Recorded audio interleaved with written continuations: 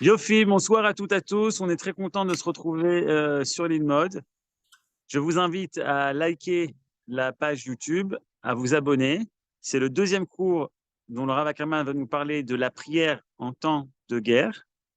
Et je vous dis ce que moi je ressens, c'est que, on le dit, on est dans un moment exceptionnel, un moment de guerre, un moment de Gvoura, un moment où il se passe beaucoup de choses, un réveil physique du peuple juif, mais également un réveil spirituel.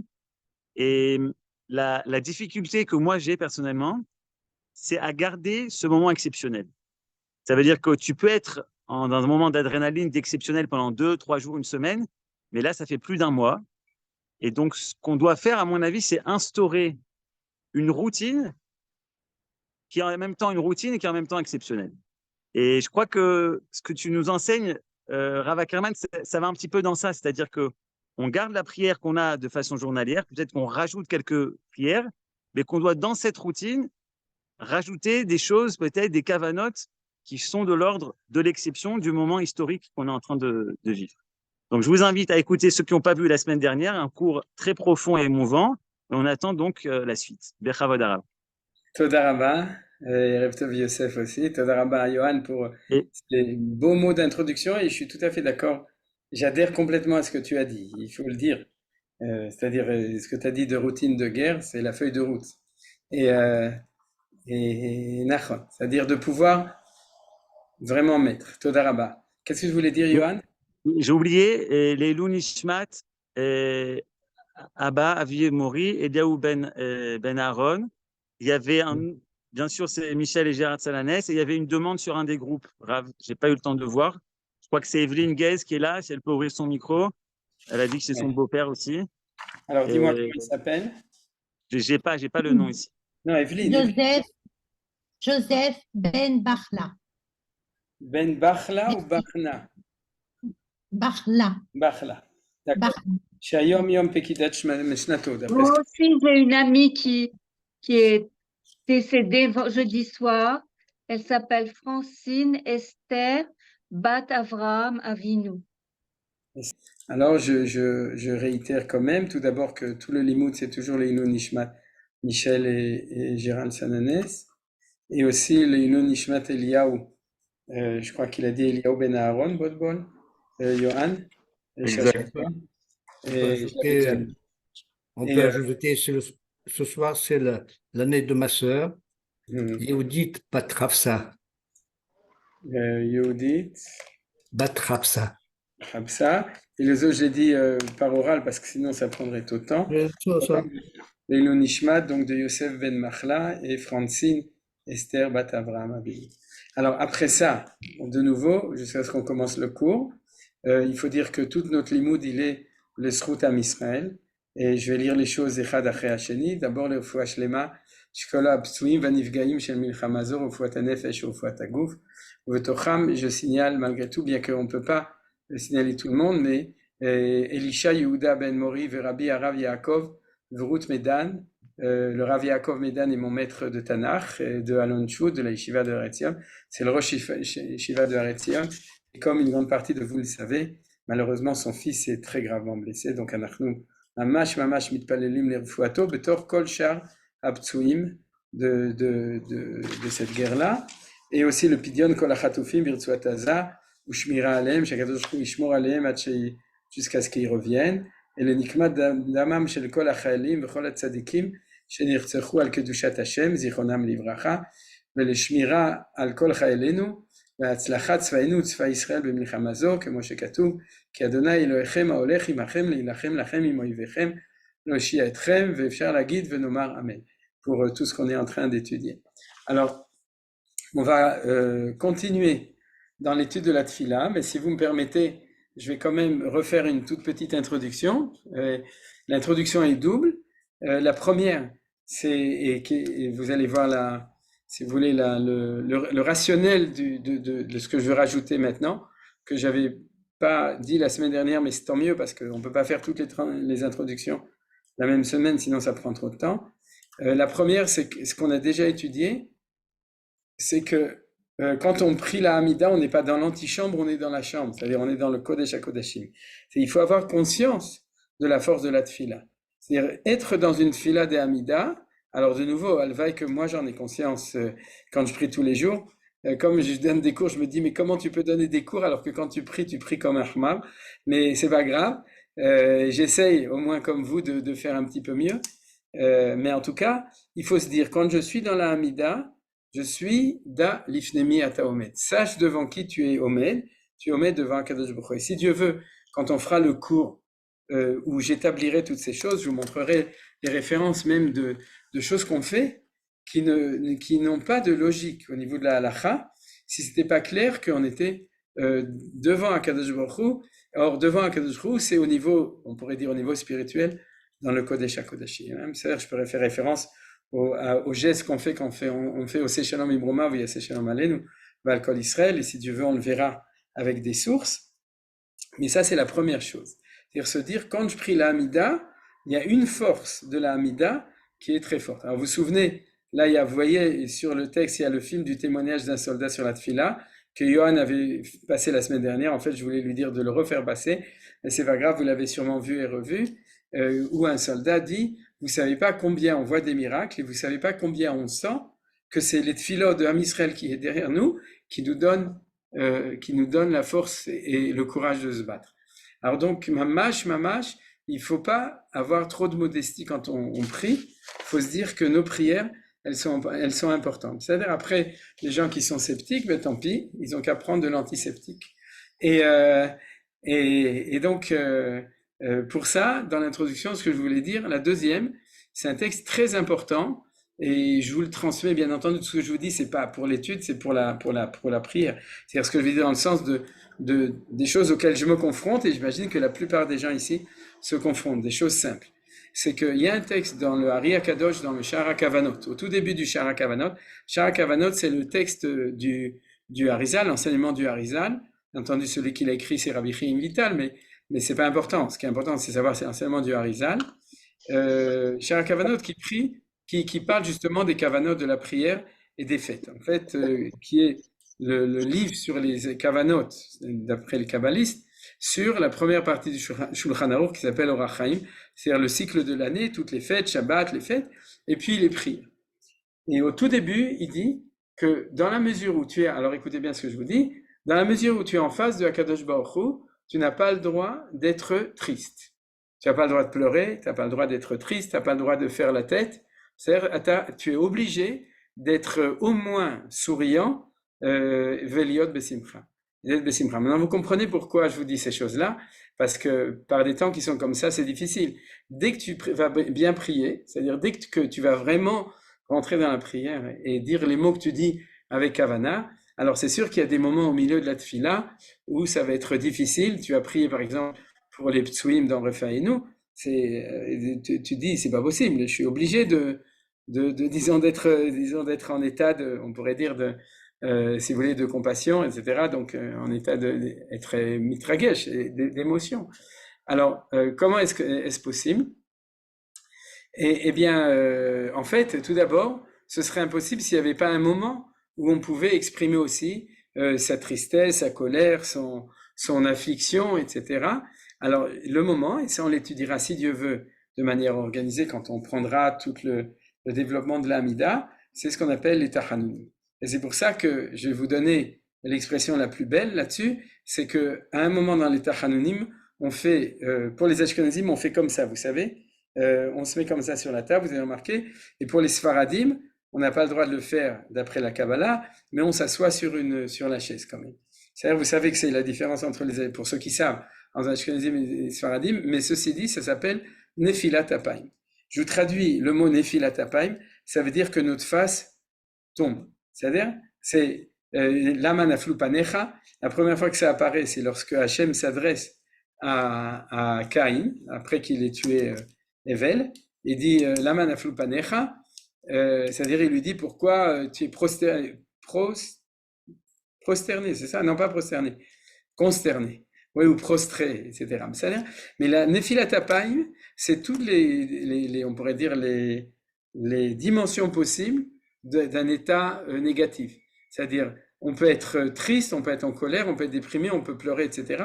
Tout ça, ça fait partie de Naflu Panecha, Nefilat Apanim.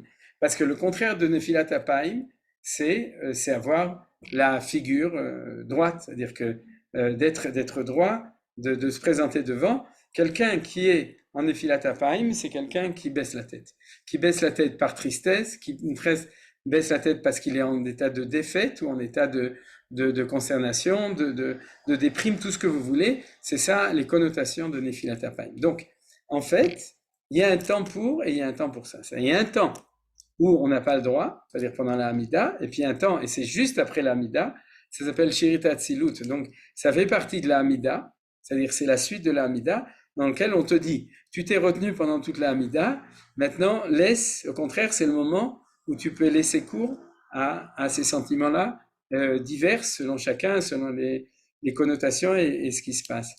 Et je vais vous expliquer pourquoi. Parce que, Je peux vous poser une question? oui, bien sûr. Il me semble que j'avais appris que le Shmoneh Esrei, le modèle, c'était la prière de Hannah. Elle n'était pas particulièrement gaie, disons. Oui, tu as raison, mais si tu veux, c'est contradictoire avec ce que je dis, je suis d'accord avec toi. Et j'ai beaucoup réfléchi à ça parce que je me suis dit, mais si ça sort au moment où ça sort, tu es en train de prier, etc., tu peux pas non plus. Et puis, c'est vrai on l'apprend d'ailleurs, Manitou, il avait donné pas mal d'enseignements sur la Gemara de Brachot qui parle de Tfilat Hana comme référence de la Tfila. Et c'est vrai que le Hari, il est un petit peu révolutionnaire. Quand il te dit que tu dois sourire, ouais, c'est assez révolutionnaire. Parce que dans la Gemara, on te dit Lo yitpalel hamitor koved rosh, qu'on doit prier avec sérieux. Et puis, on prend comme. C'est justement une des références à la Tfila de Hana, etc. Tout d'abord, si tu prends comme principe que le Tahanoun, c'est le moment où tu peux l'exprimer, alors ça veut dire qu'il y a un moment. Et est-ce que Hana a tenu compte de ça ou est-ce que Hana n'a pas tenu compte de ça? J'en sais rien. C'est-à-dire, ce que je voudrais dire, c'est peut-être que je vais quand même donner réponse à ta question parce que c'est une question auquel j'ai réfléchi depuis longtemps. C'est que, en fait, quand tu es dans la Hatzilut, de nouveau, vous vous souvenez que dans la prière, on avait vu qu'on commence par la Asiya, c'est-à-dire par le niveau le plus bas, et qu'on arrive au plus haut. Alors, je vais vous dire ça au niveau de la présence de Dieu. Dans la Asiya, on a le droit de pleurer. Vous comprenez ce que je veux dire? Parce que dans le monde tel qu'il est, il y a de quoi pleurer. Dans la Beria, dans la Yetzira, il y a peut-être encore. Quand tu arrives dans la Hatzilut, je dirais tu es au niveau de la présence de Dieu ou du projet de Dieu ou Akol ou Begam Zolotova. C'est-à-dire que tout ce qui se passe dans le monde, à un certain niveau, tout est pour le bien. C'est-à-dire ce que disait Rabbi Akiva, Kolman David Rachmana Letavavid. C'est-à-dire qu'un jour viendra où Dieu se révélera, où le Mashiach arrivera et où on comprendra que tout ce qui s'est passé, c'est comme ça que ça devait se passer et tout était pour le bien. De le dire sans le comprendre quand on voit les choses, des fois ça peut être blasphématoire. C'est-à-dire ça peut être grave de dire Akol Sababa. Alors Akol Sababa, tout n'est pas bien. Mais de dire qu'Anima Amin Be'emuna Shlema, c'est d'ailleurs marqué dans le Shira Ma'alot, le Shuv Hashem et Shivatzion Ainu Kecholmim, il y a marqué Az Yemale Sechokpinu. Vous vous souvenez? Az, d'ailleurs, Gematria, 7 plus 1. C'est-à-dire quand on passera du 7 au 8, le mot Az, c'est toujours un mot secret qui parle de passer au-dessus de ça. Quand on arrivera là-bas, et de nouveau dans les Olamot, c'est Olamot supérieur, à ce moment-là, Yemale Sechokpinu. Comment tu pourrais être Yemale Sechokpicha alors que l'histoire du peuple juif a été tellement terrible? Parce que, à un moment, on comprendra que tout ce qui a été fait avait, à un certain niveau, à ce niveau, c'était Akol le Tova. Pas Akol Tov, n'oubliez pas. Rabbi Akiva n'a jamais dit Kol man David le'achmana tav. Il n'a jamais dit tout ce que Dieu fait est bien. Ça, c'est blasphématoire. Parce que le mal est mal quand on le voit. Mais tout ce qu'il fait, c'est le Tova. Alors, ce niveau où on sait le Tova, c'est de nouveau dans les correspondances, c'est le niveau de la Hamida. C'est comme ça que moi je comprends l'enseignement du Harizal. Il dit quand tu es en face de Dieu, tu ne peux pas pleurer parce que lui, il ne pleure pas. Parce que lui, il pourrait, si jamais il pouvait te l'expliquer et que tu pouvais l'entendre, il pourrait t'expliquer à ce niveau-là pourquoi Akol le Tova. Alors, comme j'ai dit, c'est à ce niveau-là, quand on redescend, on n'est plus du tout là-bas. C'est-à-dire, mais il faut savoir qu'il y a un certain niveau qui est comme ça, et c'est comme ça que je comprends les choses. Alors, vous comprenez ce que je veux dire? C'est que quand tu vas prier, je vais tout de suite donner une indication qui est totalement d'actualité. C'est pour ça que j'ai tenu à l'expliquer comme introduction. C'est quand tu vas prier, tu vas t'élever, tu vas monter. Et quand tu es dans la Hamida, tu vas dire, je me retiens, il y aura le temps après pour ta Hanoun. Et c'est pour ça que le mur des lamentations, etc., que quand un juif il commence à prier, il est obligé de pleurer, c'est pas vrai. C'est pas vrai. Et on peut prier autrement. C'est vrai que pour les Ashkenazim, c'est une grande souffrance de prier autrement que de pleurer. C'est-à-dire, si on peut pas pleurer, alors on peut pas prier. Mais, mais bon, ça c'est une blague d'Ashkenazim. Mais dans le fond, il faut savoir que ce que nous dit le Harizal, la connotation de la prière, c'est la simcha. Tu rentres dans un bet knesset, tu pries, ata besimcha, tu es besimcha. C'est-à-dire, et c'est plus le mur de l'alimentation, des lamentations, c'est le kotel, avodat Hashem, c'est l'endroit de prière, et c'est Ivduet Hashem besimcha vegilou birada. Il y a tout ensemble, la simcha, la ferveur, la re'ada, mais il n'y a pas de hatzlut, il n'y a pas de tristesse. D'ailleurs, c'est marqué de nouveau dans la Mishnah, lo yitpalel lo mitoch hatzlut velo mitoch hatzvut, et là mitoch simcha shel mitzvah, et là mitoch koved rosh. Je ne traduis pas toutes les références que j'ai données, mais c'est les références de cette Gemara célèbre dans la Maseret Brachot. Est-ce qu'on ne dit pas aussi que les portes du ciel s'ouvrent quand il y a des larmes? Oui, si aussi. Bon, Nelly, c'est bien, tu me poses toutes les bonnes questions. C'est bien aussi. Ce que je voulais dire au début, j'ai même pensé le marquer, c'est, vous savez qu'il y a dans Kohelet, il y a marqué Et litzrok, vet livkot, etc. Il y a un temps pour rire et il y a un temps pour pleurer. Et dans l'organisation de la prière, il y a aussi un temps. Maintenant, pourquoi je vous dis ça, en tout cas au niveau de, comme je vous ai dit, que j'allais vous le dire, pourquoi? Parce qu'en ce moment, et je crois que Johan l'a exprimé très, très clairement, c'est-à-dire on peut pleurer toute la journée et on peut rire toute la journée. Parce que quand on voit la Gvura de nos Chayalim, le réveil du peuple juif, la Teshuvah, mamash du peuple juif vers les vraies valeurs tout d'abord de qui nous sommes, de notre identité, notre volonté de se lever et de se venger et de faire la justice et de déclarer la guerre entre le bien et le mal, donc faire un birour de Tov Vara dans le monde, et l'ardou du peuple juif, et toutes ces choses-là, il n'y a pas de quoi pleurer, il n'y a que de quoi danser, chanter. D'ailleurs, je ne sais pas si vous avez remarqué, mais nos soldats, ils n'arrêtent pas de chanter, de danser. C'est la seule chose qu'il faut en gros, à part de faire la guerre, c'est de chanter et de danser. C'est-à-dire qu'il y a un côté comme ça. Puis d'un autre côté, quand on bascule de l'autre côté, on commence à regarder les informations, on regarde les spédim, on regarde les enterrements, on regarde toutes ces choses-là, alors on peut que pleurer. Alors comment est-ce que je vis ces deux choses-là? Eh bien, je les vis comme ça, c'est comme ça la vie. C'est-à-dire que dans la vie, il y a l'espoir et puis il y a les difficultés. Celui qui n'est que dans les difficultés, que dans les malheurs, des chatoufim, des ptsouim, des harougim, ben, il y a de quoi se flinguer. C'est-à-dire, c'est pas possible, mais d'un autre côté, c'est la réalité. Mais c'est pas que la réalité. C'est une première partie de la réalité. Je dirais plutôt la deuxième partie de la réalité. La première partie de la réalité, c'est la asot nekama bagoim tochechot baleumim les sor malchem bezikim nichbedem bechavle barzel la asot baem mishpat katuv adar ulechol hasidav alléluia. C'est-à-dire qu'on est en train de se réveiller et d'amener au niveau messianique, d'amener la justice dans le monde, c'est-à-dire et dans le peuple juif et dans tous les sens. D'abord de montrer quel peuple nous sommes au niveau de notre force intérieure et ensuite quel peuple nous sommes au niveau de nos soldats et tout pour être capable de se battre contre le mal. Me dites pas oui, mais après la guerre, ça sera comme ça, je m'en fous. Moi, ce qui est important pour moi, c'est ce qui se passe en ce moment. Et ce qui se passe en ce moment, c'est extraordinaire. Alors, je dirais comme ça, vous avez compris, quand on est dans la Hamida, on fait un switch dans la tête. Parce qu'on est en face de Kadosh Baruch Hu, et Kadosh Baruch Hu, à ce niveau-là, il pleure pas. Parce qu'il sait ce qui se passe.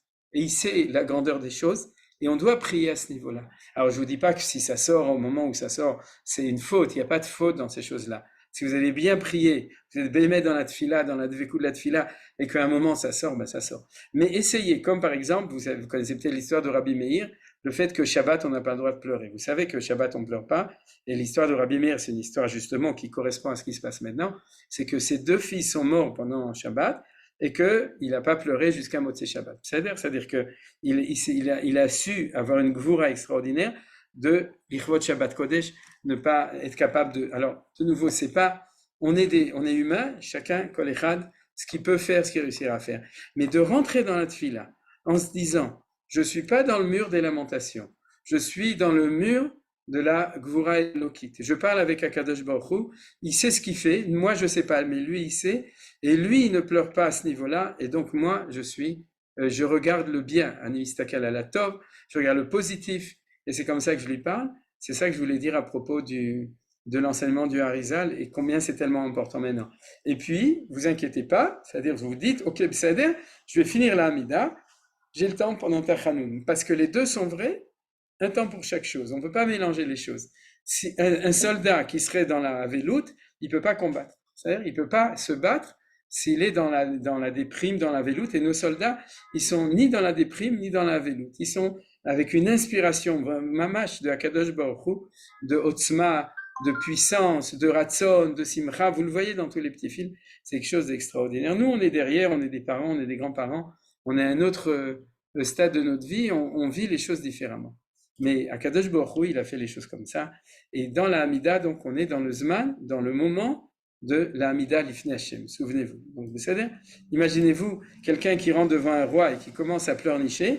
C'est pas protocolaire, d'accord? C'est-à-dire que tu as quelque chose à dire, tu le dis, mais tu es noble, tu es la tête haute, etc. Tu es devant Dalifnemi Ataomed. D'ailleurs, même si on se prosterne 4 fois dans la Hamida, hein, vous savez, 2 fois dans la première bracha, 2 fois dans l'avant-dernière bracha, mais quand vous dites le nom de Hachem Havaya, vous le dites quand vous êtes déjà de nouveau. C'est-à-dire, on fait Baruch Ata, et quand on dit Shem Hashem, tu restes pas comme ça. Tu te mets debout, Ata Omed Lifnei Hashem, et tu es debout devant Hashem, et tu parles avec Akadosh Baruch Hu. De nouveau, tout ça, c'est des notions qui sont à intégrer. Il faut bien se rendre compte que nous, on est chacun à notre niveau, on est là où on est. On n'est pas des prophètes, on n'est pas le grand prêtre dans le Kodesh HaKodashim, mais Akadosh Baruch Hu nous a donné à chacun le koach de la tfila, la force de la tfila, et chacun doit savoir le prendre là où il est. Voilà, je vois que ça a pris une demi-heure et on va continuer du coup dans la Hamida, de là où on s'est arrêté la semaine dernière, dans lecture de la Hamida. Alors en gros, on s'est arrêté à la 3e bracha, comme j'ai dit un tout petit peu, donc je le reprends et on va continuer. Je me souviens pas si on avait parlé aussi de la 4e, mais c'est pas grave, on va le reprendre de manière tranquille, parce que des fois à la fin du cours je dis les choses, mais un peu en accéléré. Donc la 3e bracha, c'est la bracha qui correspond à Yaakov, c'est-à-dire l'unité des valeurs. On avait parlé de ça, de la tiferet, de l'harmonie entre tout. Et c'est pour ça que regardez, quand on arrive à Yaakov, on passe Avraham, Yitzhak et Yaakov, Eloké Avraham, Eloké Yitzhak et Yaakov. Alors on dit aussi Ata Kadosh, Shimcha Kadosh, ou Gedoshim Bechol Yom Chasela. Il y a 3 fois marqué Kadosh. Bon, il y a aussi marqué une 4e fois dans la bracha, mais la bracha, c'est la synthèse de tout. C'est-à-dire, cette bracha, c'est la Kedusha, et comme disait Manitou, dans beaucoup de ses cours, c'est quoi la Kedusha? C'est la sainteté. Mais si tu dis la sainteté, tu n'es pas avancé, tu ne sais pas plus ce que c'est que quand tu dis la Kedusha. C'est-à-dire, et il disait toujours, la Kedusha apparaît dans l'unité des valeurs. C'est une grande phrase de Manitou. Et l'unité des valeurs, c'est la synthèse entre les 3 valeurs, les 3, on pourrait dire, choses de base fondamentales. C'est pour ça que quand on va dire la Kedusha en Tzibour, on va dire la phrase centrale qui est Kadosh, Kadosh, Kadosh, et on va dire 3 phrases. Celle-là, Baruch Kevod Hashem Imkomo, et Imloch, vous direz les morts, Imloch Hashem Leolam, c'est celle-là qu'on dit non. Si, on dit Elokai Irtzion, non. Oui, Elokai Irtzion le Dorvador, Alléluia. C'est-à-dire qu'on dit 3 phrases, la première est triple, tout est dans les triples, pas les triples, les triples. C'est-à-dire, et même dans le texte, vous voyez de la bracha elle-même, c'est marqué Ata Kadosh, Veshimcha Kadosh, ou Gedoshim Bechol Yom Yom Chasela. Qu'est-ce qu'on dit par là? Référence au cours que j'ai fait pour la Haskara de Manitou, par le fait que tout ce que je vais demander, mais je sais que fondamentalement, je vais demander des choses qui sont du côté des chassadim, c'est-à-dire la miséricorde de Dieu, par exemple sur le peuple juif en ce moment, première bracha. Je vais demander des choses qui sont dans l'ordre de la Gvura, 2e bracha, Tagibo, et par exemple notre guerre contre nos ennemis physiques, les Arabes, et Asbara, comment on dit la Asbara, au niveau, Comment vous traduisez le mot asbara? Explication, non? Non, mais par rapport au goyim. Propagande, peut-être. Quoi? La propagande. Oui, Ah. mais il y a un autre. Non, mais la propagande, c'est Communication. négatif. Communication. Voilà, de la communication, c'est-à-dire, on est en asbara. L'homme chané, bon, vous avez compris, tout le monde parle. Explication. Ouais, non, c'est plutôt la communication par rapport aux nations. C'est aussi en ce moment un combat, d'accord? C'est-à-dire qu'on est en combat, c'est un combat qui est beaucoup plus rouhani, spirituel, mais dans tout ça, on a besoin de gvura. C'est-à-dire, il faut être clair. On voit qu'en ce moment, nos dirigeants le font, c'est-à-dire, y compris Bibi, c'est-à-dire que Bibi, c'est notre Rosh Mimshala, quand il parle devant les nations, on parle avec un langage clair, ce qui n'était pas le cas depuis 40 ans, depuis les accords d'Oslo, on était devenus fous. Mais, et on est en train de remettre les pendules à l'heure, et tout ça, ça fait partie du réveil de la Gvura. La Gvura sur le terrain, et la Gvura dans la communication, et tout ça, c'est la deuxième valeur. Et puis en fait, comme on a étudié, tout ça ne peut réussir que si on fait la synthèse de vérité entre ce qui est du côté du chesed et du côté de la gvura, et c'est le émet. Et ça, c'est la troisième bracha. C'est-à-dire que quand je vais prier ma troisième bracha, je vais me dire à Kadosh Baruch Hu fasse que nous réussissions à être dans le chesed là où il faut, dans la gvura là où il faut, et quand ce sera bien équilibré, alors on aura l'équilibre des valeurs, l'harmonie des valeurs, et à ce moment-là apparaît le émet, la vérité. Vous vous souvenez, je vais le répéter encore une fois, c'est que le mot émet, Mipi Mori Verabi Arav Yoshua Dufour, Zichrono Livracha, on est dans l'année de son décès, le professeur Roger Dufour, qui à moi m'avait enseigné, nous avait enseigné à ma famille que le mot émet, le Aleph c'est l'extrême droite de l'alphabet, le Tav c'est l'extrême gauche de l'alphabet, et le Mem c'est le Mitsua, c'est le milieu, même en français le mot milieu ça commence par un Mem, c'est le milieu de l'alphabet. C'est-à-dire que pour trouver l'équilibre, il faut d'abord exprimer les deux valeurs extrêmes et ensuite trouver l'équilibre entre les deux. Ben c'est ça qu'on dit quand on dit Ata Kadosh, Veshimcha Kadosh, ou Kedoshim Bechol Yom Yiluchasela Baruch Ata Hashem Akel Kadosh. C'est-à-dire vous pouvez tout à fait être Mechaven, penser à Kadosh Baruch Hu fait que le peuple juif réussisse à exprimer son chesed, première bracha là où il faut, sa gvura, deuxième bracha là où il faut, et grâce à ça va émerger l'harmonie des valeurs, le tiferet, qui sera au milieu, qui sera le émet, qui sera vraiment l'équilibre entre les choses. D'ailleurs, vous voyez que même, maintenant je rajoute des choses parce que je suis en train d'y penser, même par rapport à nos ennemis, il y a un miracle au niveau de la hasbara et au niveau du émet, c'est qu'apparemment on réussit à faire de la gvura et faire du chesed en même temps.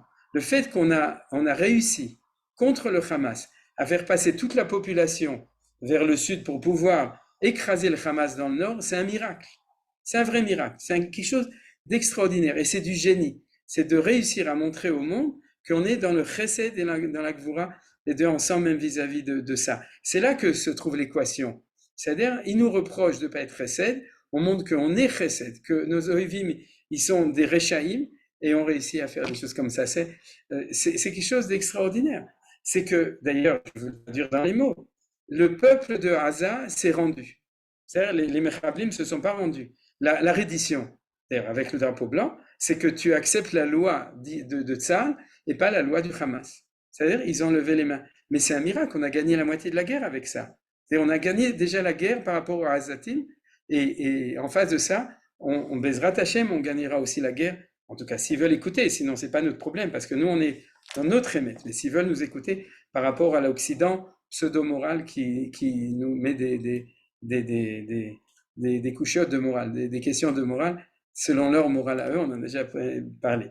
Mais en tout cas, on réussit même à trouver des réponses. Alors voilà, tout ça, c'est dans le Kadosh, Kadosh, Kadosh, Hashem, c'est-à-dire dans cette réussite de trouver l'équilibre génial, extraordinaire, Eloki, entre les différentes choses. Et c'est à partir de là où on va pouvoir demander. Parce que tu ne peux pas demander quelque chose à Kadosh Baruch Hu si tu n'es pas sûr que c'est dans le Hémet. Par exemple, je vous donne un exemple tout à fait classique. Vous avez avenue de... Comment ça va à Paris? Je crois que c'est Nantes, je ne sais plus où à Paris. Là où il y a tous les marchands de chaussures. Alors vous avez un magasin de chaussures Et à côté de vous, il y a Shmuel qui a aussi un magasin de chaussures. Et vous dites à Kadosh Baruch Hu, Ribono Shel Olam, fais qu'il fasse faillite et que tout le monde vienne chez moi. Est-ce que c'est une tfila? C'est pas une tfila, d'accord? La tfila, c'est pas comme ça. Tu demandes d'avoir la parnassa. Mais si tu réfléchissais, tu dirais, mais regarde, Kadosh Baruch Hu, je demande ma parnassa, mais surtout ne touche pas à la parnassa de mon voisin, parce que lui aussi, il a besoin de parnassa. Ça, c'est de la tiferet, c'est du émet. Tu veux avoir du chesed pour toi, mais tu veux pas que ça prenne sur quelqu'un d'autre. C'est très difficile de prier.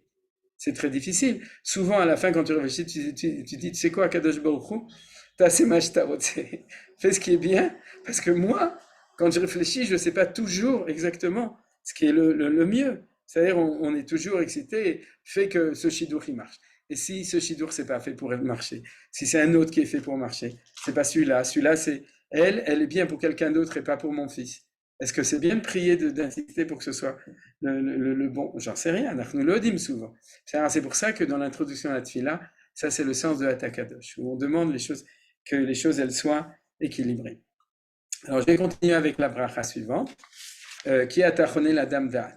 Alors je ne sais pas si on en a parlé la semaine dernière, mais c'est quelque chose en ce moment, on en a parlé, mais je vais rajouter, c'est pas grave. Merci Marlène. On s'était arrêté là, c'est ça? On s'était arrêté à celle-là. Alors c'est pas grave, je répète une deuxième fois, c'est que en fait, ce qui est extraordinaire, c'est qu'il faut se dire qu'en ce moment, par exemple, je donne un exemple, est-ce qu'il faut ouvrir la guerre contre la Hezbollah dans le nord ou est-ce qu'il ne faut pas ouvrir la guerre? Alors, Baruch Hashem, c'est pas à nous de décider, mais il y a des gens qui sont assis en ce moment au niveau du gouvernement et de l'armée, qui sont assis 24 heures sur 24 en train de réfléchir s'il faut ou s'il ne faut pas. Et qui est-ce qui va décider, Bassov? Vous savez qui est-ce qui va décider? Le vrai Ramatkal, c'est Akadosh Baruch Hu qui va leur donner l'inspiration de faire la bonne chose. Et il s'est marqué Mefourash. Lev Melachim Beyad Hashem. Le cœur des rois se trouve dans la main de Akadosh Baruch Hu. Et plus les décisions sont cruciales, plus Akadosh Baruch Hu, il va rentrer dans la décision. Parce que vous comprenez, si vous êtes chez là, est-ce que vous allez prendre le bus le 93 ou le 95? C'est-à-dire, monsieur de Hebron, Zélo chez l'Agdola, c'est pas très critique. Vous n'avez pas besoin que Akadosh Baruch Hu vous inspire d'une inspiration prophétique. Par contre, aujourd'hui, lorsque le Ramatkal, le Sarah Bitachon et le Rosh HaMemshala, ils sont assis ensemble avec d'autres gens et qui doivent prendre des décisions, eux, ils pensent qu'ils prennent les décisions avec leurs conseillers militaires, stratégiques, politiques et leur sechel, qui est limité, d'accord? Mais il faut savoir que celui qui inspire dans ces cas-là, dans ce moment-là, c'est Akadosh Baruch Hu.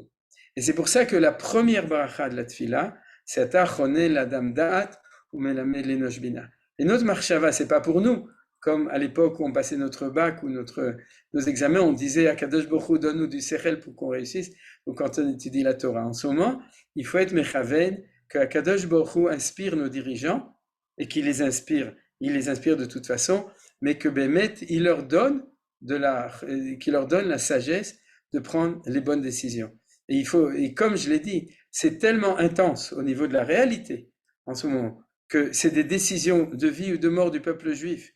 Chas v'shalom, c'est-à-dire de vie du peuple juif, faut dire les choses, mais des décisions cruciales pour l'avenir, que c'est Akadosh Baruch Hu qui se trouve dans le QG en ce moment, pour les inspirer du bien. Et nous, ce qu'on peut faire, c'est prier à Akadosh Baruch Hu, dire Akadosh Baruch Hu, Ata chonel la dame da'at umlamed l'enosh bina.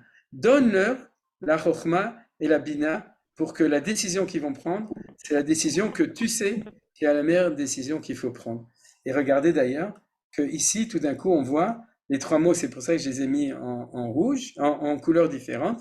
Chokhma, bina et da. C'est-à-dire que c'est pas de l'intelligence, c'est les niveaux les plus hauts de la connaissance qui sont chokhma, bina, vadat. C'est-à-dire c'est la chokhma qui est au-dessus, et chacun a dans son cerveau droit, cerveau gauche et milieu, chokhma, bina, vadat, c'est marqué dans Patach Eliyahu, qu'on a tous cerveau droit, cerveau gauche, cerveau droite c'est chokhma, cerveau gauche c'est bina, milieu derrière c'est le dat, les femmes ont plus de bina, les hommes ont plus de chokhma, vous savez, chacun il amène, il y en a qui ont de la comme bina, mais en tout cas, ce qui est sûr, c'est que pour réussir, il faut réussir à avoir les trois choses, la chokhma, la bina et les da'at.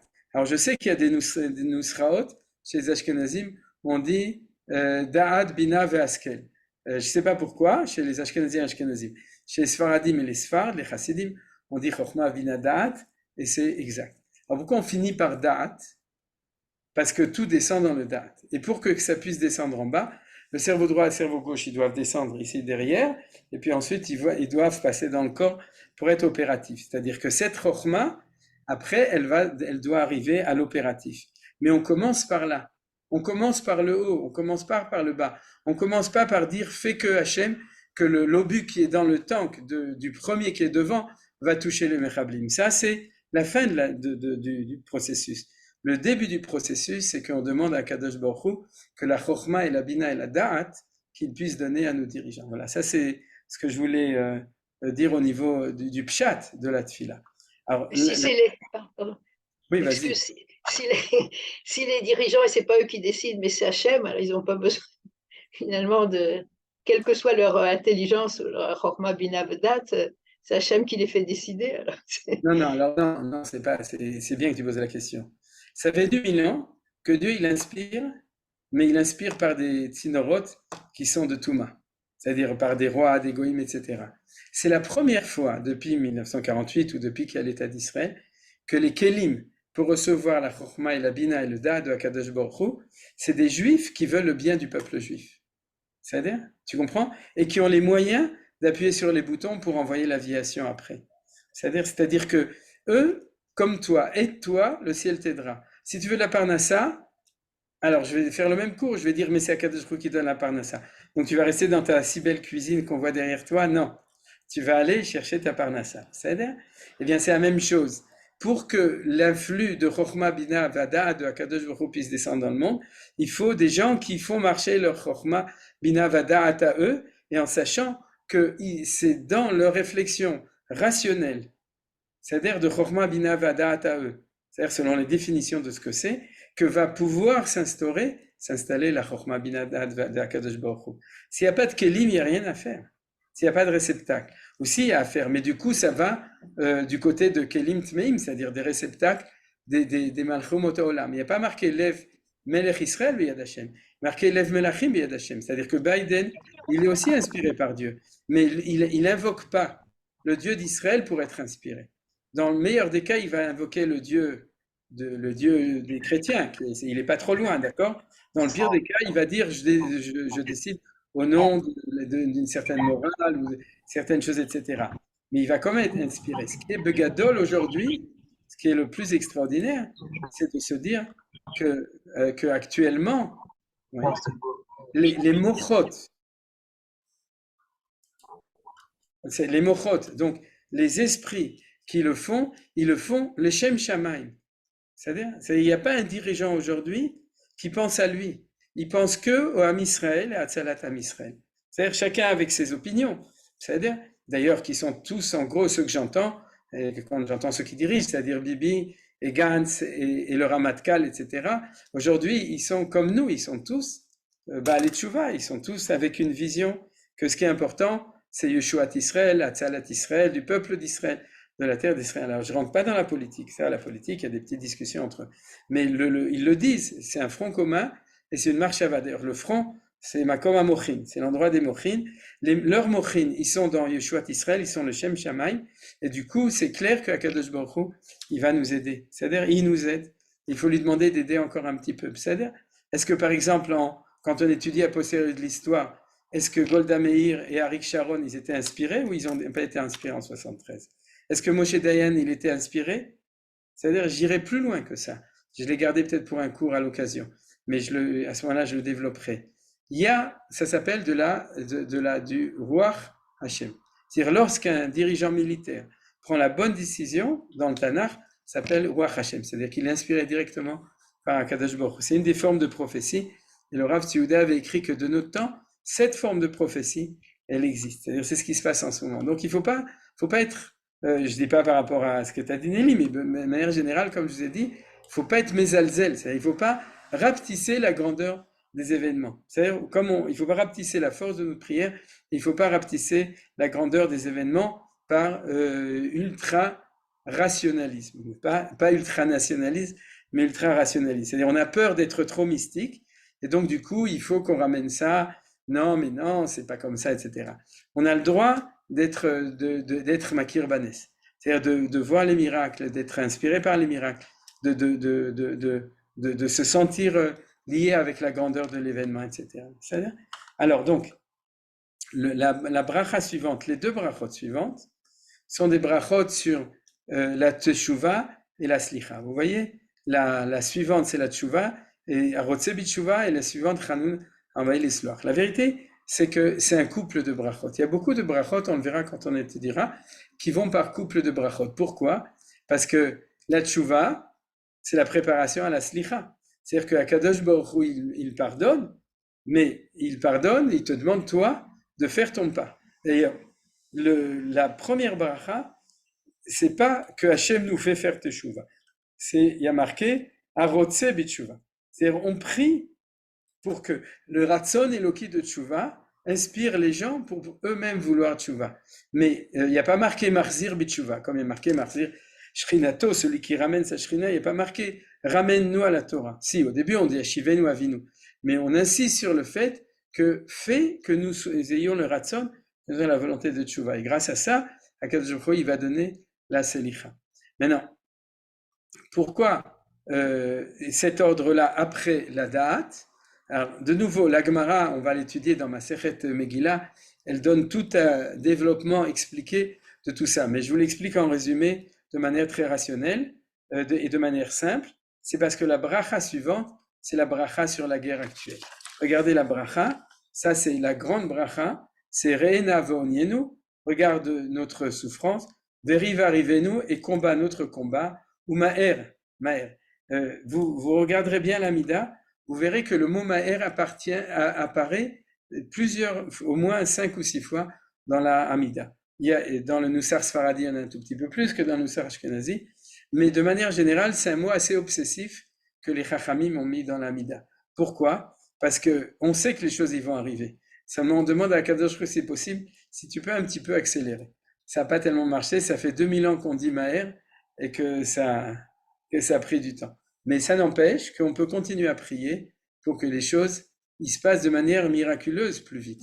Parce que si nous, on accélère, on risque de faire des catastrophes. Genre, par exemple, de finir la guerre avant d'avoir terminé d'écraser nos ennemis, comme ce qu'on a fait, les erreurs qu'on a fait dans tous les Miftsaïm d'avant, Ofer et Tetsuka, etc. On a fait semblant de gagner la guerre, mais on l'a jamais gagné. On a fait une opération, mais on n'a pas fait une opération qui a soigné le malade. Alors qu'aujourd'hui, tous les dirigeants ils disent Léat. Azani Omer Léat au niveau militaire humain. Mais Maher au niveau de ce qu'Akadosh Baruch Hu il a fait. Il peut faire. Puisqu'on a réussi en 6 jours, en 67, à faire plus que ce qu'on réussit dans toutes les guerres naturelles. Ça prend des mois et des années. Donc, nous, au niveau rationnel, Léat. Au niveau de la tfila, Maher. Akadosh Baruch Hu, si toi tu peux accélérer pour que ça se passe encore mieux, Astase Maher ou Maher les gars elenu, Geoula Shelema Lema'an Shemecha. C'est-à-dire que vous avez 2000 ans au moins compris pour une Geoula Shelema. C'est on demande à Kadosh Baruch Hu non seulement la Geoula, mais la Geoula jusqu'au bout. Et maintenant, c'est permis de prier de la même manière. On prie. Alors, les rationalistes, les politiciens nous diront, mais non, mais c'est pas pensable, c'est impossible. D'accord, on va quand même pas construire le temple. Et puis, résoudre le problème avec tous les musulmans du monde, avec tous les chrétiens du monde, etc. C'est pas possible. C'est vrai. On n'est pas sûr que ce sera maintenant. C'est pas notre problème. Nous, maintenant, on s'occupe de maintenant. Mais on a le droit de prier que ce qu'on appelle un chalon izdamnut, une fenêtre d'opportunité que Akadosh Baruch Hu fasse, qu'elle fasse avancer l'histoire le plus possible et le plus vite possible. C'est ça qu'on dit quand on dit Geoula Shlema Lema'an Shemecha. Qui est le Goel Chazakata? Et on dit, c'est toi qui es le Goel et tu es fort. Et dans le Chazak de Akadosh Baruch Hu, on pense au Chazak de nos soldats. Chazak ve'emat, kata tinchal et haaretz, que Hashem a dit à Yoshua Binoun, sois fort et courageux, parce que c'est toi qui vas hériter du peuple, de la terre d'Israël. Donc, quand on dit Goel Chazak, c'est mamash kipshuto. Non seulement tu es un Goel, mais tu es un Goel Chazak. Ça fait 2000 ans qu'on n'avait pas vu qu'Hachem était Goel Chazak. C'est-à-dire, on n'avait pas vu. Et aujourd'hui, on voit qu'il est Goel Chazak, grâce à nos soldats, grâce à notre peuple. Alors, tzarich lechaven lezeh, Baruch ata Hashem, Goel Israël. Ça, c'est la bracha la plus importante en ce moment, parce que c'est dans cette bracha que vous faites la kavana de la victoire de nos soldats et de notre armée quand elle combat. Alors pourquoi est-ce que il y a Vela Chochma? On a compris. Tu peux pas gagner si tu n'as pas Chochma Binavadat. C'est-à-dire si tu ne fais pas marcher ton sechel de Chochma Binavadat, tu peux pas gagner. Mais si tu fais marcher ton sechel de Chochma Binavadat, mais tu ne fais pas marcher ton cœur, de t'approcher de Hakadosh Baruch Hu, tu ne peux pas non plus gagner. C'est-à-dire, c'est pas avec des ordinateurs qu'on va gagner la guerre. C'est avec des gens qui non seulement ont la sagesse, la grandeur de réflexion, du rationnel pour gagner la guerre, qui évaluent les choses de manière rationnelle pour ne pas faire de bêtises, mais d'un autre côté, qui sont emplis dans leur cœur de volonté de s'approcher de Hakadosh Baruch Hu. Et ça, c'est la bracha de Hanuna Marbelis Loach. C'est ça la sagesse de la prière. Si tu veux réussir à demander quelque chose et que cette chose, elle soit vraie, il faut tout d'abord réfléchir comme un Ben Adam et ensuite t'approcher de Hakadosh Baruch Hu. Il faut faire tchouva. Alors, est-ce que la Géoula de Goël Israël, elle viendra avec tchouva ou sans tchouva? Vous savez que c'est des discussions. Mais moi, je vous dis que même si elle vient sans tchouva, c'est parce que Hakadosh Baruch Hu, grâce à la Géoula, il va faire tchouva. Et ça, c'est une discussion qui est marquée dans les Chachamim. C'est-à-dire, est-ce que c'est la Géoula qui amène la tchouva ou la tchouva qui amène la Géoula? Mais c'est des discussions qui sont plus importantes aujourd'hui. Parce qu'en ce moment, on est en état de guerre. Quand on est en état de paix, on peut réfléchir qu'est-ce qui va faire avancer parce que les choses, ils avancent doucement. Quand on est maintenant, on est obligé d'avoir Aïn Tova sur Am Israël. Et c'est quoi Aïn Tova sur Am Israël? C'est de dire Ve'amer kulam tzadikim leolam yirshu haaretz. C'est-à-dire que ton peuple sont tous des tzadikim et que c'est grâce à ça qu'on va conquérir le peuple, la terre, l'olam yirshu haaretz. C'est grâce à ça qu'on va conquérir Yerushat Haaretz, qu'on va conquérir la terre. Donc, on ne s'occupe pas de questions religieuses. Est-ce que lui-là, il est comme ça, celui-là, il est comme ça, celui qui dansait là-bas, celui qui faisait comme ça, etc. C'est plus le chashou, c'est plus important. Ce qui est important, et c'est ce qu'on voit en ce moment, d'ailleurs, c'est que chacun à son niveau, s'il y a de la vraie sechel de qui on est, c'est du rationnel, on sait qui on est, beaucoup plus fort qu'avant, on sait pourquoi le peuple juif existe, quels sont ses combats, et on est beaucoup plus proche de Hakadosh Baruch Hu. Alors, être beaucoup plus proche, c'est ce qui est marqué ici, Slachanu avinu kechatanu, mechalanu malkenu kefashanu, ki el tov et salachata. Tu es un Dieu qui est bon, et qui est soléach, d'accord, qui donne le pardon. Et dans la bracha d'avant, c'est celui, on demande de renforcer ce mouvement de Chazara B'Teshuvah. Quand on parle de Chazara B'Teshuvah, c'est pas que tout le monde mette, je sais pas quoi, qu'il fasse toutes les mitzvot. Chacun à son niveau, il peut faire teshuvah, il peut avancer, et on voit que ça marche. C'est-à-dire qu'Kadosh Baruch Hu, il fait que le peuple d'Israël, il est en train d'avancer, et on prie très fort pour que cette chose-là, elle est vraie, mais qu'elle avance autant que le processus d'histoire permet que les choses ils avancent, chacun selon son ratson. On ne veut surtout pas que les choses ils viennent par kefia, c'est-à-dire par obligation. On veut qu'il y ait un vrai réveil de l'intérieur de chacun de nous, c'est-à-dire c'est ça le Harotzeh B'Teshuvah. Et ensuite, Kamouvan, que plus il y a de la teshuvah, et plus il y a de la slicha. Et nous, on n'est pas, il faut se souvenir, on n'a pas de compteur Geiger pour mesurer. Gégère, je ne sais pas comment on dit en français. Comment on dit? Gégère? Ouais. Celui qui l'a inventé, c'est Menachem. Vous savez pourquoi? Parce qu'il s'appelle Menachem Bré-Gégère, donc c'est sans doute lui qui l'a inventé. Mais en tout cas, on n'a pas de mitzvométer et de tchouvométer qui mesure la tchouva du peuple juif. Zéloméanien. Ce qui est important, c'est la Aïn Tova. Vous voyez, c'est ce que je vous dis au niveau du sourire dans la tefila. C'est-à-dire de la simcha dans la tefila. C'est le Aïn Tova, c'est de voir les choses là où c'est bien, c'est comme ça que c'est bien. Et d'être mosif, koach, de Emouna, dans la tchouva, dans la italut, et du coup aussi dans la slicha. Parce que bien entendu qu'à Kadosh Baruch Hu, chaque signe de Géoula, c'est un signe de slicha. C'est-à-dire, c'est évident. S'il y a des comptes à rendre et qu'à Kadosh Baruch Hu, il n'est pas solaire, alors il n'y a pas de Géoula, il y a des coups. Il n'y a pas de Géoula. C'est-à-dire, quand il y a de la Géoula, c'est qu'il y a une slicha. Et c'est ça qu'on a dit dans ces 3 brachot. Donc, vous voyez, ça, c'est l'essentiel de ces 4 brachot l'un après l'autre.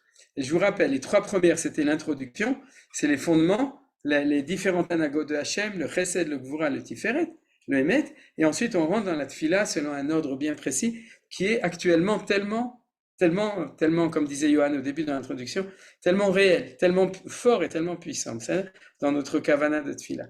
Alors je vais continuer, il me reste encore 2 minutes. On est dans Refaïnu Hachem Venerafé. Alors ce que je vais vous dire sur Refaïnu Hachem Venerafé, c'est que tout d'abord, au niveau, c'est ce que dit la Gemara. La Gemara, elle dit, au niveau léoumi, au niveau national et au niveau aussi individuel, la plus grande refoua, c'est la Géoula. C'est-à-dire que quand on sort du maraz, à ce moment-là, on a les forces de se guérir. Quand on est à l'intérieur de l'impossible, du marasme, du mal, etc., il n'y a pas de force pour se guérir. La plus grande refoua du peuple juif, c'est l'État d'Israël. C'est-à-dire c'est ça qui nous donne la refoua de toutes nos maladies de 2000 ans d'exil. Et au niveau de la vision générale des choses, c'est comme ça qu'il faut penser aux choses. Akadosh Baruch Hu mevi geoula, et quand il mevi geoula ou mevi refoua laolam, il va amener la guérison de toutes les pensées, toutes les plaies, on pourrait dire, parce que le monde devient, il y a un sens. C'est-à-dire quand il y a une geoula, il y a une finalité, il y a une vision positive des choses, et ça qui peut amener la guérison. Le deuxième point que je voudrais dire, qui est beaucoup plus précis, bien entendu, quand on prie, comme tout le monde le comprend, on prie pour là actuellement, bien entendu, chacun pour ses malades, et puis il y a encore des malades dans le monde, il faut aussi qu'ils se guérissent, mais comme on est en état d'urgence, il faut surtout prier pour nos petsouim, pour nos blessés. Alors vous savez que dans la tfila, il y a un yehiratzon. Il se trouve dans pratiquement tous les sidourim, en bas, un yehiratzon pour les gens à qui on veut prier quand ils sont malades, et j'imagine qu'il y a une bonne partie de vous, vous avez l'habitude de faire les yehiratzon dans cette fila pour ajouter pour les gens que vous avez en particulier. Mais actuellement, il faut rajouter une fila qui soit pour tout le monde. Alors, j'en ai écrit une, donc vous pouvez la recopier pour votre fila. J'ai pris le texte, mais j'ai marqué de manière plus précise les mots pour les gens. Alors, vous voyez, j'ai mis en bleu, Yeratzom, Lifanecha Hashem, Elokeinu, Elokei Avoteinu. Tout ça, c'est le nusach habituel. Shetishlach mera refoua shlema min hashamayim, refoua tanefesh ou refoua tagouf. Et là, c'est différent parce qu'on ne dit pas pour telle personne, le chol haptsuim sheniftseu al-yedei oivenu harurim ou le chol hapguim b'milchamazot. Alors, dans la manière dont je l'ai écrit, c'est pour ça que si vous adhérez, vous pouvez le prendre, c'est que je pense toujours qu'il y a dans les gens qui sont touchés, il y a ce qu'on appelle le premier cercle et le deuxième cercle. Le premier cercle, c'est les blessés. Le deuxième cercle, c'est ceux qui sont blessés dans leur âme parce qu'ils sont autour. C'est tous les gens, aujourd'hui, c'est tout le peuple juif, la vérité, on est tous là-bas, mais chacun dans l'intensité de proximité, c'est ceux qui ont des chatoufim, des gens qui sont à Gaza, qui eux n'ont pas de vie ni de jour ni de nuit, c'est ceux qui ont perdu des gens, c'est ceux qui ont des gens blessés dans leur famille. Eux, ils sont pas Petsouim, ils sont Pegouim. C'est d'autres choses, c'est des Nifgaïm. Et dans la tfila, je pense qu'il faut prier pour les deux, vous comprenez? C'est-à-dire qu'il faut tout d'abord prier pour les Ptsouim, et puis il faut aussi être Mechaven pour les Nifgaïm. Alors c'est pour ça que je l'ai marqué de cette manière-là.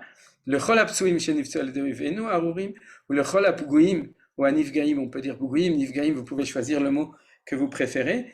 Et de nouveau aussi, ce qui est important, parce que dans le Nusach habituel, il est marqué Refuat HaNefesh, Refuat HaGouf. Parce que les Niftsaïm, ils ont besoin de Refuat HaNefesh et Refuat HaGouf, et les Nifgaïm, ils ont besoin de Refuat HaNefesh. C'est-à-dire ça commence dans le Nefesh, malheureusement souvent dans les secrets de la psychosomatie, ça risque aussi de toucher le gouffre, ça c'est des choses, et il faut qu'Akadosh Baruch Hu, il nous protège, et il les protège pour qu'ils soient guéris, refuat hanefesh, et qu'ils soient protégés aussi, refuat hagouf. Alors c'est pour ça que, si vous avez un meilleur texte, vous pouvez dire ce que vous avez envie de dire, des fois je dis d'autres choses, parce que c'est selon l'inspiration du moment, mais je pense que c'est le minimum. Après ça, vous pouvez rajouter, mais c'est le minimum à demander à Akadosh Baruch Hu, quand on fait notre fila au niveau de notre fila tarefoua, c'est de dire ces choses-là. Alors, je voudrais rajouter quelque chose d'important, et c'est par là que je vais terminer, c'est qu'il y a un texte, je peux éteindre parce qu'on a fini avec le limoun, il y a un texte de la Gemara dans Maseret Brachot qui dit que la Mishnah dit « Al ta'aset filatra keva ». Tu n'as pas le droit de prier de manière routinière. D'ailleurs, on revient à l'introduction de Yohan. Keva, c'est routinière. C'est-à-dire métro, boulot, tfila. C'est-à-dire, c'est que tu pries tous les jours la même chose. Et la Gemara, elle dit, mais comment tu peux ne pas faire ta tfila keva, alors que le livre dans lequel tu pries, c'est du keva, c'est la routine, c'est tous les jours, à la même heure, 6 heures du matin, 3 heures de l'après-midi, 8 heures du soir. Tous les jours, tu vas à la synagogue et tu fais ta prière dans ton siddur. C'est tous les jours le même temps. Pour les Ashkenazim, 10 minutes, pour les Sfaradim, 20 minutes. Mais en tout cas, je parle de Harvit, hein, pas de Shaharit. Et c'est routinier. Alors, comment tu fais pour que ce soit pas routinier? Alors là, la Gemara, elle amène 4 opinions de 4 Rachamim différents.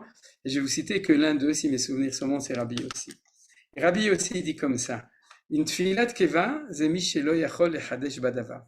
C'est celui qui est incapable de rajouter quelque chose de personnel dans sa tfila. C'est-à-dire que c'est pas forcément obligatoire pendant toute l'année, parce que la halacha n'a pas obligé d'être mechadesh davar. C'est-à-dire que si vous faites une prière et vous rajoutez rien, vous avez yotze de la tfila, parce que dans le fond, on peut rajouter dans l'intention, dans les mots qu'on dit, c'est-à-dire sans rajouter des mots.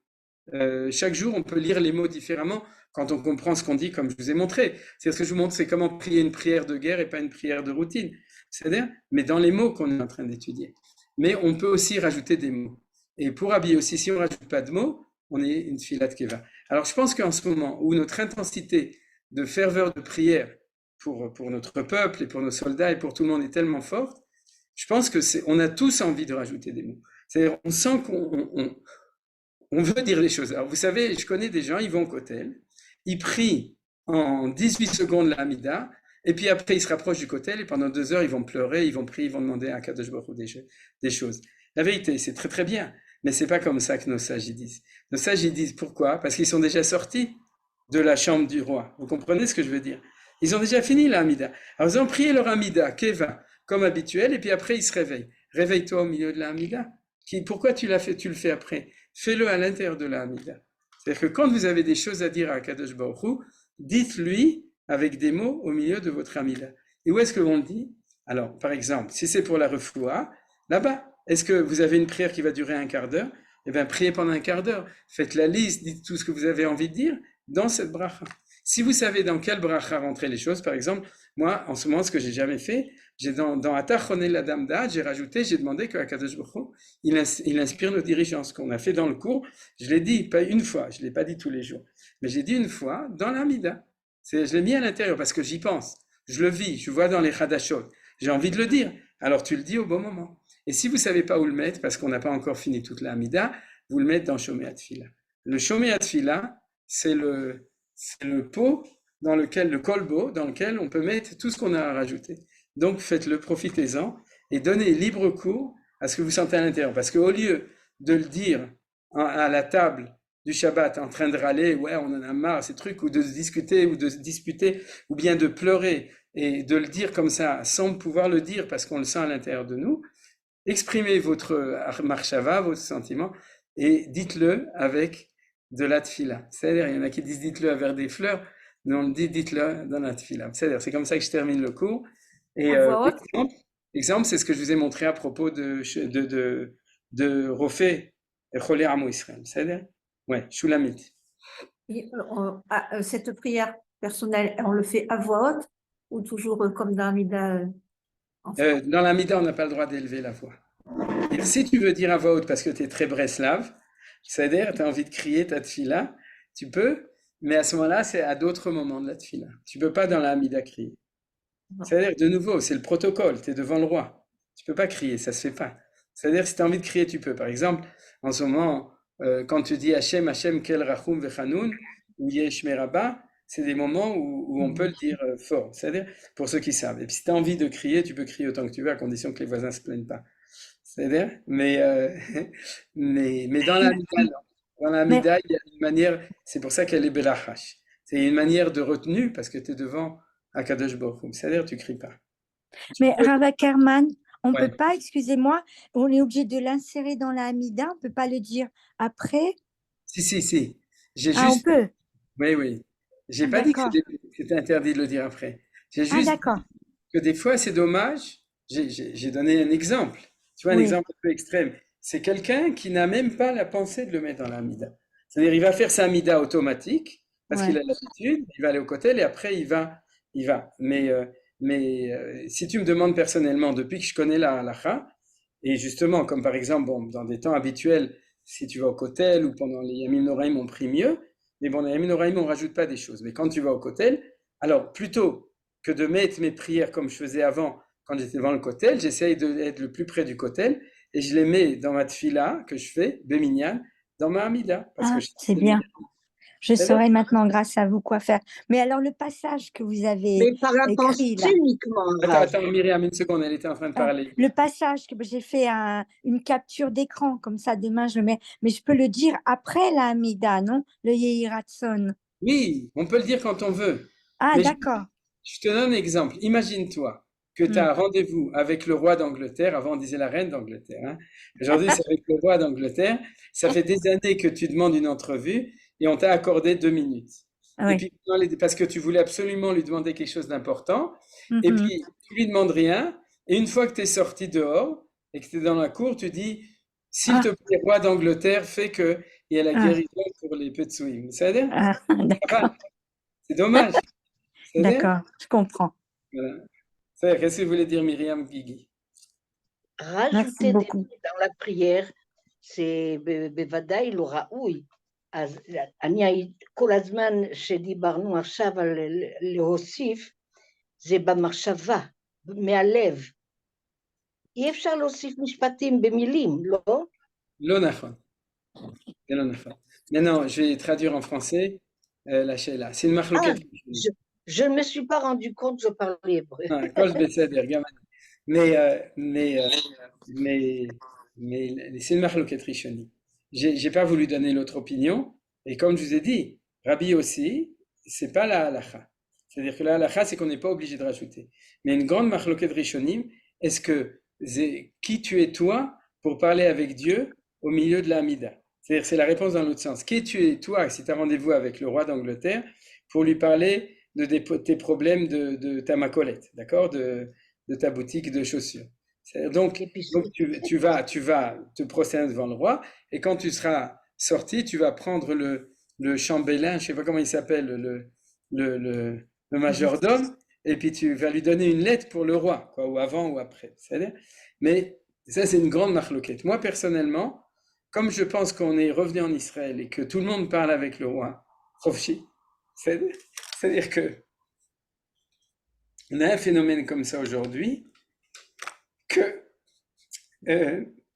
on retourne à la parole vers Akadosh Baruch Hu. Je vous rappelle le cours de l'année dernière où en fait, avant qu'il y ait un Noussach, quand il y avait la prophétie, les gens parlaient avec Hachem de leurs propres mots parce qu'ils avaient le Lachon HaKodesh, c'est-à-dire le langage prophétique. Je pense sincèrement que de notre temps, le temps est revenu pour que les gens, ils le font, qui parlent avec Hachem. Alors, si nos sages nous ont donné une structure, il faut être posek halacha comme les poskim qui permettent de le faire. Et de ne pas dire qui tu es toi. Ça, il faut arrêter de dire qui tu es toi. Parce que avec les qui tu es toi, ça fait longtemps qu'on s'est laissé tuer toi par nos ennemis. C'est-à-dire parce qu'on n'avait pas le courage d'affirmer qui nous sommes.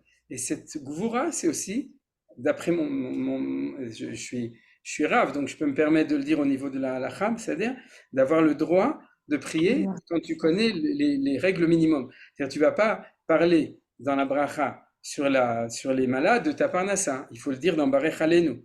Il faut savoir où dire les choses.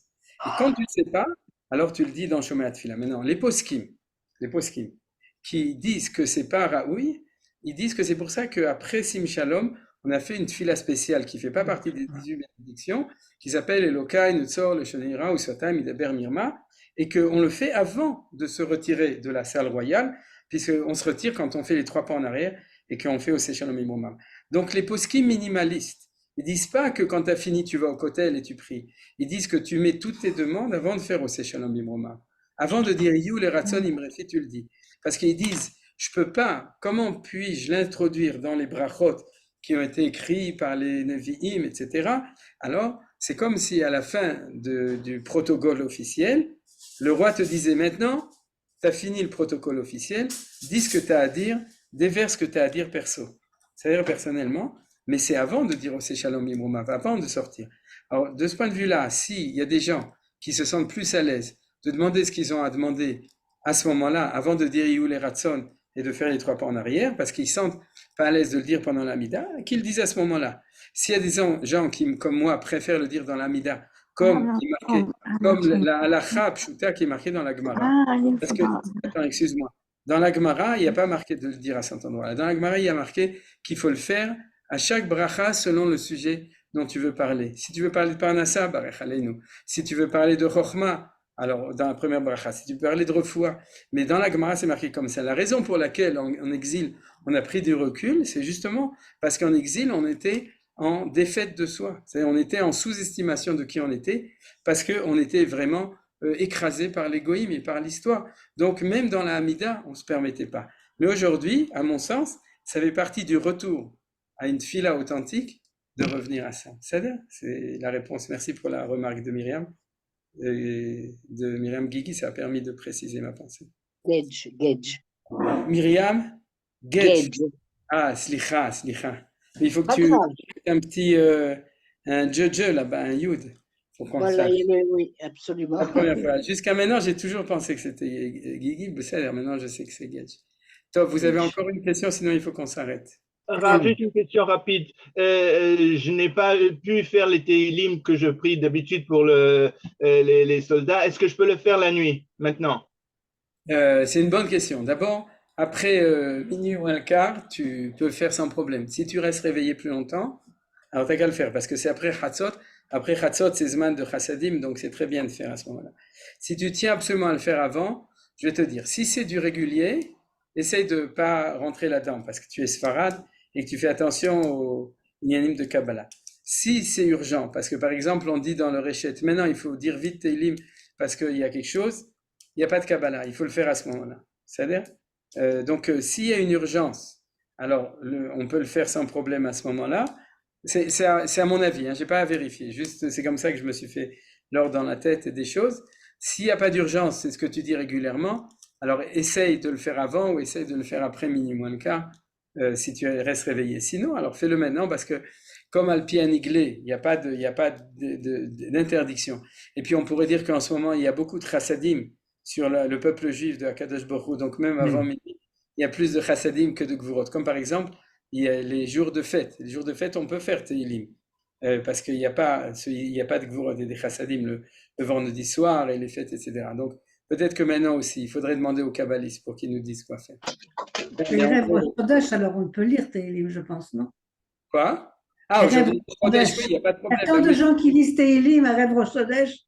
Oui, non, Toda Rabba Léa, il n'y a pas de problème. Ce soir, Sinon, c'est après minuit. Quoi? Sinon, c'est après minuit. Le Khumra, mais il faut faire attention. Les gens qui ne font pas attention à ça, ils peuvent continuer à ne pas faire attention. C'est-à-dire, j'ai dit à toi parce que tu as posé la question. Mais les autres, ils n'ont pas posé la question, donc ce n'est pas la peine qu'ils fassent ce que je dis. C'est-à-dire, chacun selon son niveau de Khumra. C'est-à-dire, ceux qui n'ont pas l'habitude de faire attention à ça, ils peuvent continuer à ne pas faire attention.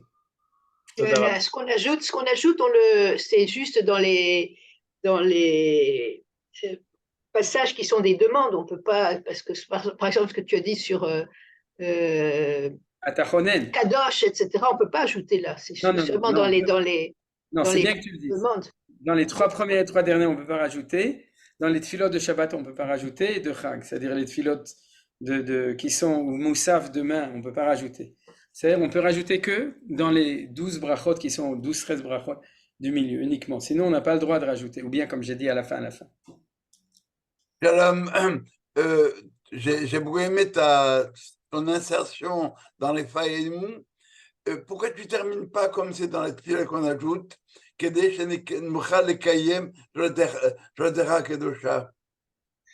on demande la guerre, on veut gagner. Pourquoi les Kayem, parce que je ne connais pas le Noussar, je suis désolé. Alors rajoute-le. Ah, pardon, excuse-moi. Non, parce que chez les Ashkenazim, il n'y a pas. Je prie Ashkenaz. Comme c'est Sfard, c'est beaucoup plus commun. Mais par exemple, dans ce Noussar, je ne connais pas. Mais simplement, l'idée, c'est ce que je dis, les Kayem, alors, je vais le rajouter. Vraiment, on ne veut pas gagner pour avoir un pays, on veut gagner parce que. Tu parles dans quel Noussar? De quel bracha? De Repaïnu. Pourquoi? Dans Repaïnu. Mais c'est Bezrat Hashem Ani aussi. Je vais rajouter aussi dans le texte. Moi, je vais l'ajouter, quoi.